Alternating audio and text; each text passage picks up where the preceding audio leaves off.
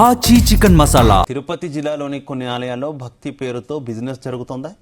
దేవుడి దర్శనం కోసం వచ్చే భక్తులే కొందరికి ఆదాయ వనరుగా మారారా?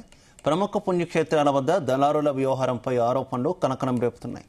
ప్రత్యేక దర్శనం పేరుతో వసూళ్లు, పూజా సామగ్రి పేరుతో అధిక ధరలు, భక్తుల రద్దీని ఆశ్రయంగా చేసుకుని కొందరు వ్యక్తులు దందా సాగిస్తున్నారనే ఆరోపణలు వినిపిస్తున్నాయి. కాణిపాకం వరసిద్ధి వినాయక స్వామి ఆలయం, శ్రీకాళహస్తీశ్వర స్వామి ఆలయాల వద్ద అసలు ఏం జరుగుతుంది? భక్తుల నుంచి వస్తున్న ఆరోపణలు ఏంటి? జీ తెలుగు న్యూస్ ఎక్స్క్లూజివ్లో చూద్దాం.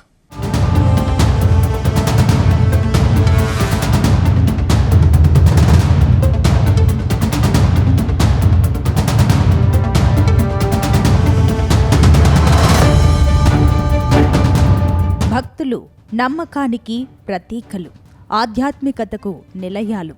నిత్యం వేలాది మంది భక్తులు తరలివచ్చే ప్రముఖ పుణ్యక్షేత్రాలు. అలాంటి క్షేత్రాల్లో కాణిపాకం వరసిద్ధి వినాయక స్వామి ఆలయం, శ్రీకాళహస్తీశ్వర స్వామి ఆలయానికి దూర ప్రాంతాల నుంచి వచ్చే భక్తులు తమ మొక్కులు తీర్చుకునేందుకు, స్వామివారి దర్శనం చేసుకునేందుకు ఇక్కడికి చేరుకుంటారు. అయితే ఇదే భక్తుల రద్దీని కొందరు వ్యక్తులు తమకు అనుకూలంగా మార్చుకుంటున్నారనే ఆరోపణలు తెరపైకి వచ్చాయి. ఈ రెండు ఆలయాల్లో ప్రత్యేక దర్శనం ఇప్పిస్తామని, శీఘ్ర దర్శనం చేయిస్తామని, క్యూ లైన్లలో వేచి ఉండాల్సిన అవసరం లేదని చెబుతూ కొందరు మధ్యవర్తులు భక్తులను సంప్రదిస్తున్నట్లు సమాచారం. ఈ క్రమంలో భక్తుల నుంచి అధిక మొత్తంలో డబ్బులు వసూలు చేస్తున్నారనే ఆరోపణలు వినిపిస్తున్నాయి. అయితే ఈ వ్యక్తులకు ఆలయాల నుంచి అధికారిక అనుమతులు ఉన్నాయా, లేక అనాధికారికంగానే ఈ వ్యవహారం కొనసాగుతోందా అనేది తేలాల్సి ఉంది.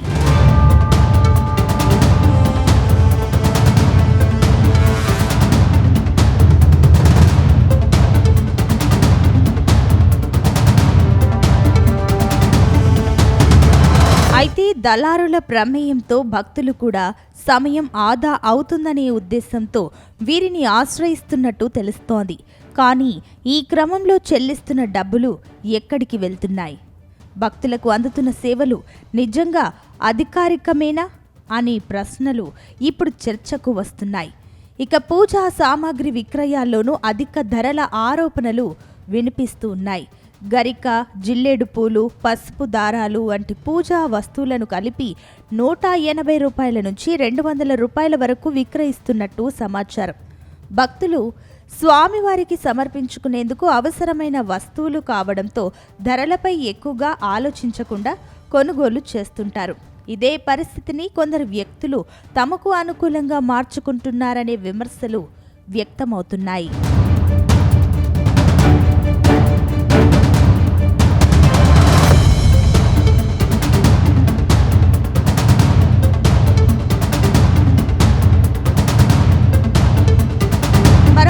నెయ్యి దీపాల పేరుతో జరుగుతున్న విక్రయాలపైన ఆరోపణలు ఉన్నాయి. భక్తులు పవిత్రంగా భావించే నెయ్యి దీపాల పేరుతో కొన్ని చోట్ల డాల్డా దీపాలను విక్రయిస్తున్నారనే సమాచారం ఉంది. ఒక్కో దీపానికి 100 రూపాయల వరకు వసూలు చేస్తున్నట్టు ఆరోపణలు వినిపిస్తున్నాయి. భక్తుల విశ్వాసంతో ముడిపడిన అంశాల్లో ఇలాంటి ఆరోపణలు రావడం చర్చనీయాంశంగా మారింది. అయితే ఆలయాలకు వచ్చే ప్రతి భక్తుడికి పారదర్శకమైన సేవలు అందించాల్సిన అవసరం ఉందని భక్తులు అంటున్నారు. అధికారిక సేవల వివరాలు, పూజా సామాగ్రి ధరలు, అందుబాటులో ఉన్న సౌకర్యాలపై స్పష్టమైన సమాచారం భక్తులకు అందుబాటులో ఉండాలని వారు కోరుతున్నారు.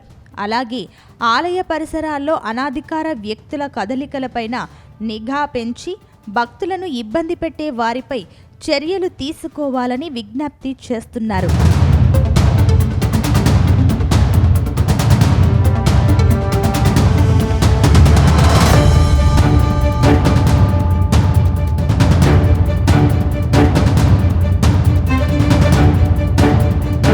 అటు ఈ రెండు ఆలయాల్లో జరుగుతున్న అవినీతి ఆరోపణలపైన ఆలయ అధికారులు స్పందించాల్సి ఉందని భక్తులు డిమాండ్ చేస్తున్నారు.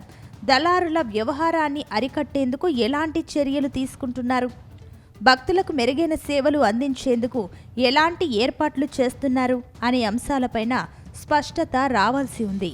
ప్రముఖ ఆలయాలకు వచ్చే భక్తుల సంఖ్య రోజురోజుకు పెరుగుతున్న నేపథ్యంలో భక్తుల రద్దీని ఆసరాగా చేసుకుని ఇలా జరుగుతున్నాయనే ఆరోపణలపై అధికారులు దృష్టి సారించాల్సిన అవసరం ఉంది. భక్తుల నమ్మకాన్ని కాపాడుతూ ఆలయాల పవిత్రతను నిలబెట్టేలా పారదర్శకమైన విధానాలు అమలు చేయాలని భక్తులు కోరుతున్నారు. అంతేకాదు, భక్తి, విశ్వాసం, ఆధ్యాత్మికతకు ప్రతీకలైన ఆలయాలు వ్యాపార కేంద్రాలుగా మారకూడదని భక్తులు కోరుతున్నారు. దళారుల దందాపై అధికారులు ఎలాంటి చర్యలు తీసుకుంటారు, భక్తులకు ఎలాంటి భరోసా కల్పిస్తారు అనేది ఇప్పుడు ఆసక్తికరంగా మారింది.